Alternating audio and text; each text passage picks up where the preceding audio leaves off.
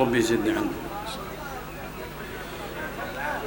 نحمده ونستعينه ونستغفره ونؤمن به ونتوكل عليه ونعوذ بالله من شرور أنفسنا ومن سيئات أعمالنا من يهده الله فلا مضل له ومن يضلله فلن تجد له وليا مرشدا ونشهد أن سيدنا وسندنا ومولانا وأولانا وطبيب قلوبنا محمد الذي أرسله بالحق بشيرا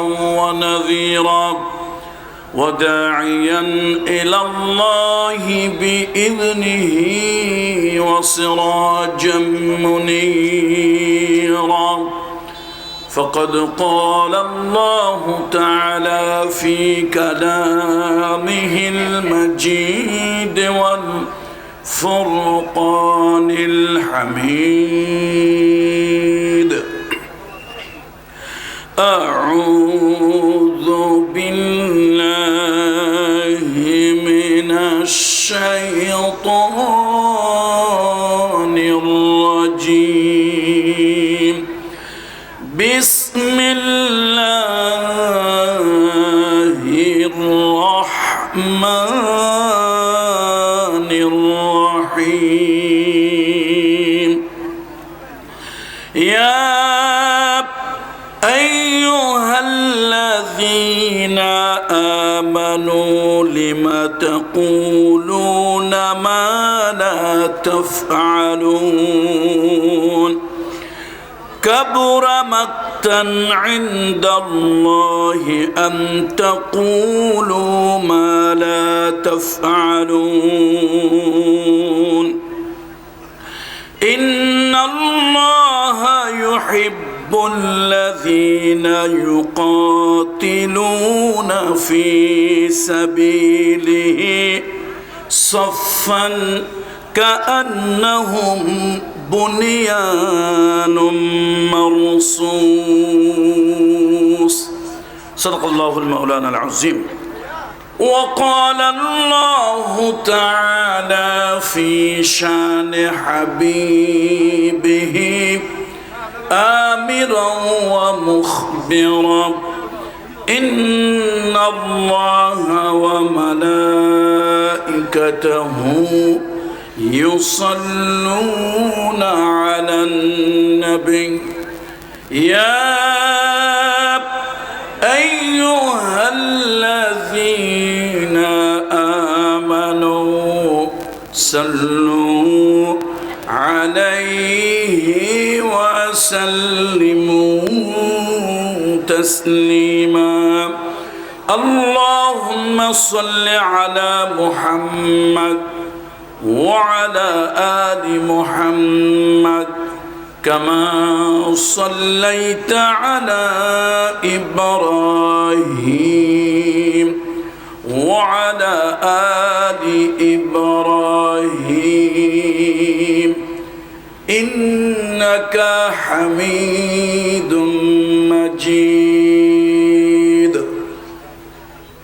আসুন আমরা জগৎ বিখ্যাত কবি আল্লামা শেখ সাদি রহমতুল্লাহ আলাইহের একটি কাসিদা আমরা সকলে পাঠ করি। অনেকে এটা দুরুদ শরীফ অথবা দুরুদ শরীফের স্থলাভিষিক্ত মনে করেন। এটা বেদাত, এটা দুরুদ নয়, এটা হচ্ছে রাসূলুল্লাহ সাল্লাল্লাহু আলাইহি ওয়াসাল্লামের শানে তার ভালোবাসায় উদ্বুদ্ধ হয়ে লিখিত একটি কবিতা। যেই কাসিদা লিখেছেন জগৎ বিখ্যাত কবি, আধ্যাত্মিক কবি, মরমী কবি, সুফি কবি, ভালোবাসার কবি আল্লামা শেখ সাদি রহমতুল্লাহ আলাইহি। আসুন সেই কাসিদা রাসূলুল্লাহর শানে আমরা সকলে একবার পড়ি। বালাগাল উলা বিকামালিহি কাশাফাদ দুজা بجماله حسنت جميع خصاله صلوا عليه وآله ये तेरी मेराज थी कि तुम लौहा कलम तक पहुँचा और मेरी मेराज हो कि मैं तेरे कदम तक पहुँचा बलगल उला بكماله كشف الدجى بجماله حسنت جميع خصاله صلوا عليه وآله الحمد لله ثم الحمد لله وأما بعد পুঁইছড়ি আল কোরআন যুব কাফেলার উদ্যোগে আয়োজিত সপ্তম ঐতিহাসিক তফসিরুল কোরআন মাহফিল, এই আজিম ও শান তফসিরুল কোরআন মাহফিলের পরম শ্রদ্ধাভাজন সভাপতি মহোদয়, মাহফিলে আগত মুআজ্জাজ মুহতারাম ওয়াজিবুল ইহতিরাম হাজারাত উলামায়ে কেরাম আইম্মায়ে মাসাজিদ, বিশেষ করে আমার পরে বক্তব্য রাখবেন বাংলাদেশের এক উজ্জ্বল নক্ষত্র আওলাদে রসুল সৈয়দ মোহাম্মদ আনোয়ার হোসেন তাহের জাবিরি আল মাদানী। বক্তব্য রাখবেন আমাদের এই শ্রদ্ধাভাজন বড় ভাই, ইসলামের সঙ্গীতের জগতে এক অনন্য প্রতিভার অধিকারী, ইসলামের সঙ্গীত জগতের আমাদের এক অনন্য দিকপাল, পরম শ্রদ্ধাভাজন বড় ভাই আল্লামা তারেক মনোয়ার সাহেব হাফিজাহুল্লাহ, আল্লাহ তাআলা তাকে দীর্ঘ সুস্থ নেক হায়াত দান করুন। আমার পূর্বে বক্তব্য রেখেছেন, আমি যাকে হৃদয় থেকে শ্রদ্ধা করি, ভালোবাসি, মনের থেকে তাকে ভালোবাসি, বিশিষ্ট গবেষক, বিশিষ্ট কলামিস্ট এবং বিশিষ্ট বাগ্মী বক্তা হযরত মাওলানা ডক্টর আফামা খালেদ হোসেন। তাকে ভালোবাসার অনেকগুলো কারণ আছে। আলহামদুলিল্লাহ, আল্লাহ তাআলা তার হৃদয়টা সমুদ্রের মতো প্রশস্ত করেছেন। মুসলমানদের মধ্যে নানান ধরনের সংকীর্ণতা, নানান ধরনের দলীয় চিন্তা চেতনা, আমাদের এই শ্রদ্ধাভাজন আলেম, এই শ্রদ্ধাভাজন গবেষক আলহামদুলিল্লাহ এই উম্মতের ঐক্যের জন্য তিনি অত্যন্ত বলিষ্ঠতার সাথে সারা বাংলাদেশের প্রোগ্রামগুলোতে কথা বলেন। অন্য কোনো কারণে নয়, শুধু এই কারণেই হৃদয় থেকে, মুখ দিয়ে নয়, জবান থেকে নয়, কলিজা থেকে, হৃদয় থেকে ডক্টর আফামা খালেদ হোসেনের জন্য দোয়া করি। আল্লাহ তাআলা তাকে সুস্থতার সাথে শত বৎসর আয়ু আল্লাহ তাআলা দান করুন। এ জাতিকে রাহনুমাই করার জন্য, এ জাতির দুর্দিনে জাতিকে বাতি ঘরের মতো আলো প্রদর্শনের জন্য অনেক দিন পর্যন্ত আল্লাহ তাআলা ডক্টর আফামা খালেদ হোসেনকে বাঁচিয়ে রাখুন, বলেন আল্লাহুম্মা আমিন। অন্যান্য সম্মানিত যে সকল উলামায়ে কেরাম বক্তব্য রেখেছেন এবং রাখবেন, তাদের সকলের প্রতি আমার শ্রদ্ধা এবং দোয়া, আল্লাহ তাআলা তাদের প্রত্যেককেই আল্লাহ তাআলা দীর্ঘ সুস্থ নেক হায়াত দান করুন। সম্মানিত উপস্থিতি, কোরআনুল কারীমের 61 নম্বর সূরা, সূরা আস-সফ, আমি সেখান থেকে 2-3 টুকরা আয়াতে কারিমা আপনাদের সামনে তেলাওয়াত করেছি। এখান থেকে আমি কিছু কথা, অল্প কিছু কথা, কোরআনুল কারীম হলো জামিউল মানি, যার বক্তব্য শুরু হয় কিন্তু শেষ করা যায় না। আজকে মূলত আমরা বক্তব্য শুনব আমাদের প্রিয় ভাই, প্রিয় রাহবার, আমাদের মুরব্বী, আমাদের অগ্রজ জনাব আল্লামা তারেক মনোয়ার সাহেব থেকে আমরা বক্তব্য শুনব। আপনারাও শুনবেন, আমরাও সে আশায় তীর্থের কাকের মতো তাকিয়ে আছি। অল্প সময়ের মধ্যে জাতির উদ্দেশ্যে আমার কথা। বন্ধুরা আমার, আপনারা জানেন কোরআনের এক পাখি এই বাংলাদেশে জন্মগ্রহণ করেছিলেন। ক্ষণজন্ম এক মহাপুরুষ, যিনি নানান ধরনের রাজনৈতিক প্রতিহিংসার শিকার হয়ে অত্যন্ত কষ্টে ক্লেশে শাহাদাতের মূল্য নিয়ে তিনি এ দুনিয়া ছেড়ে চলে গিয়েছেন। তার একটি বক্তব্য আমার হৃদয়কে খুব নাড়া দেয়। তিনি তার বক্তব্যে বলেছিলেন, আসলে আল্লাহওয়ালারা অন্তরের দৃষ্টি দিয়ে দেখে। আমরা যেরকম বাহিরের বাহ্যিক চর্মচোখ দিয়ে দেখি, আল্লাহওয়ালারা উপলব্ধি করেন, আল্লাহর ওলিরা উপলব্ধি করেন অন্তর দৃষ্টি দিয়ে।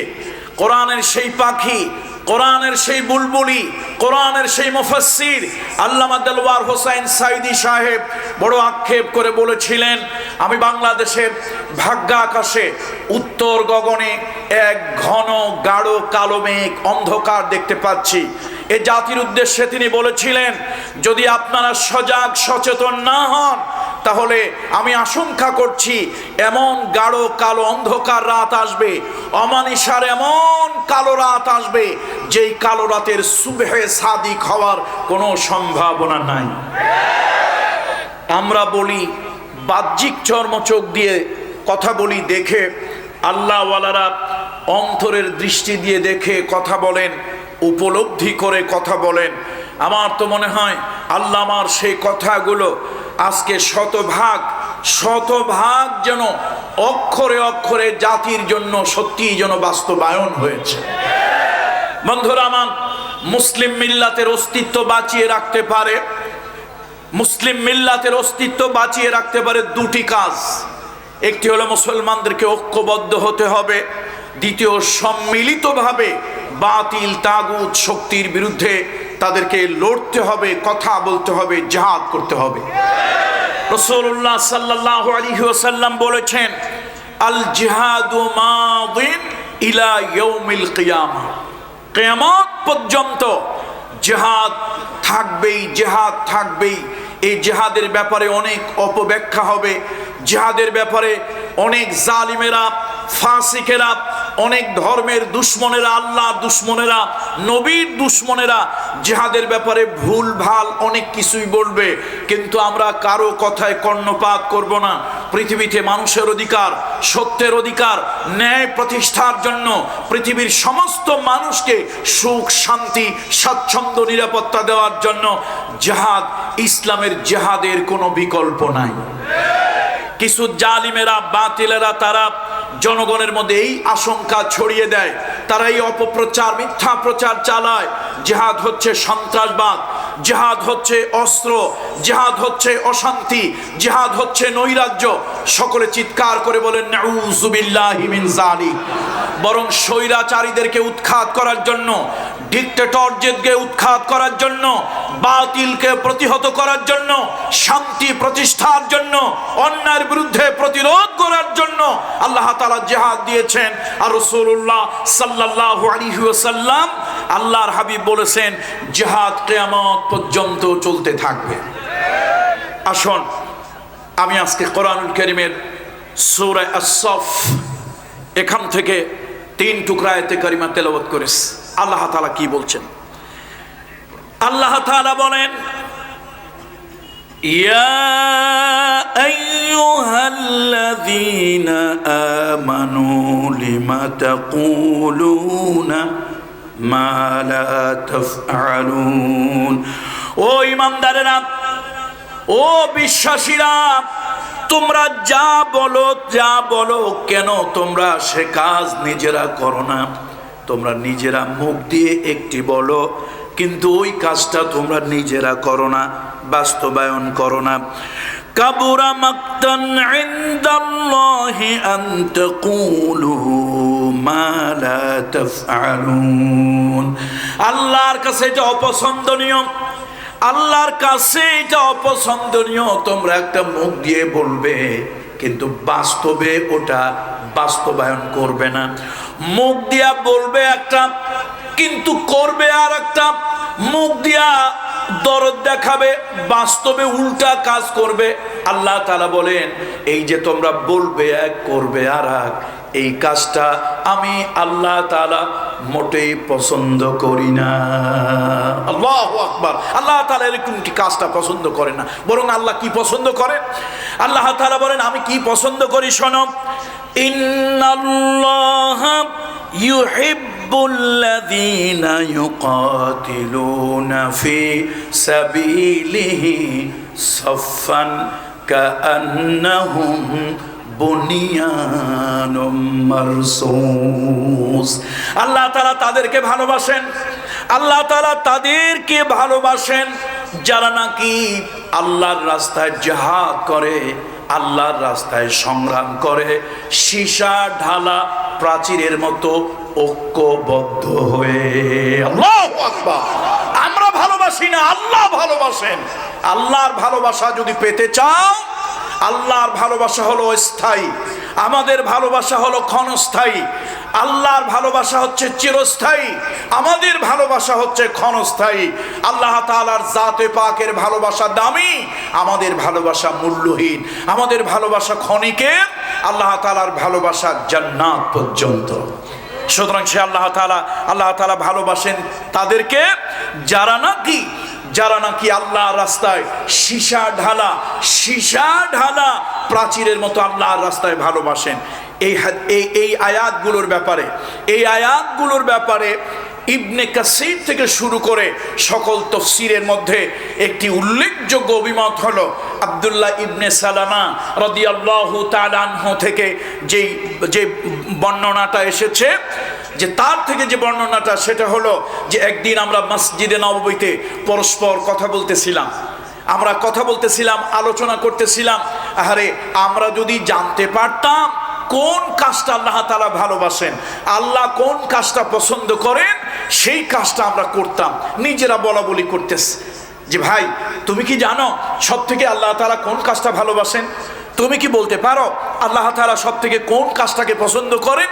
পরস্পর এইভাবে নিজেরা বলা বলি করছিল। এই কথা শুনে রাসূলুল্লাহ সাল্লাল্লাহু আলাইহি ওয়াসাল্লামের কাছে রূহুল আমিন জিবরাইল এলো। ইয়া রাসূলুল্লাহ, মসজিদে নববীতে কিছু সাহাবীরা, কিছু লোকেরা তারা বলা বলি করতেছে আল্লাহ তাআলা কোন কাজ ভালোবাসেন। যদি তারা জানতে পারতেন ওই কাজটা তারা করতেন, ওই কাজটায় তারা আগ্রহী হতেন, জীবন প্রাণ দিয়ে তারা ওই কাজটা করতেন। হুজুর, আল্লাহ তাআলা আরশ আজিম থেকে আমার কাছে ওহী পাঠিয়েছেন।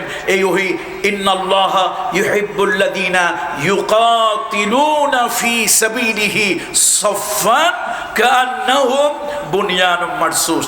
সীসা ঢালা প্রাচীরের মতো সংঘবদ্ধ হয়ে, ঐক্যবদ্ধ হয়ে আল্লাহর দ্বীনের জন্য যারা জিহাদ করে, আল্লাহর দ্বীনের জন্য যারা সংগ্রাম করে, সত্য প্রতিষ্ঠার জন্য যারা আন্দোলন করে, বাতিলকে উৎখাতের জন্য যারা চেষ্টা করে, সমস্ত মুসলমান এক দেহ এক প্রাণ, কাজাসাদিন ওয়াহিদিন, এক দেহ এক প্রাণ হয়ে যারা নাকি আপনার বাতিল আর তাগুতের বিরুদ্ধে, জালিমের বিরুদ্ধে প্রতিরোধ গড়ে তোলে, আল্লাহ তাআলা তাদেরকে বড় ভালোবাসেন।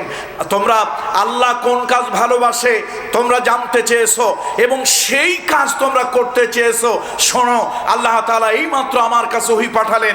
রাসূলুল্লাহ সাল্লাল্লাহু আলাইহি ওয়াসাল্লাম ওই সাহাবীদের উদ্দেশ্য করে বললেন, এইমাত্র আল্লাহ তাআলা আমার কাছে ওহী পাঠালেন, আল্লাহ তাআলা তাদেরকে ভালোবাসেন, তাদেরকে আল্লাহ তাআলা ভালোবাসেন যারা নাকি আল্লাহর দ্বীনের জন্য এরকম সংগ্রাম করে। শুধু তাই নয়, কোরআনুল কারীমের ভিতরে আল্লাহ তাআলা বলেন, ওয়ামা লাকুম লা তুকাতিলুনা ফি সাবিলিহি ওয়ামা লাকুম লা তুকাতিলুনা ফি সাবিলিল্লাহি المستضعفين من الرجال والنساء والولدان الذين يقولون ربنا أخرجنا من هذه القرية الظالم أهلها واجعل لنا من لدنك وليا واجعل لنا من لدنك نصيرا الذين آمنوا يقاتلون في سبيل الله والذين كفروا يقاتلون في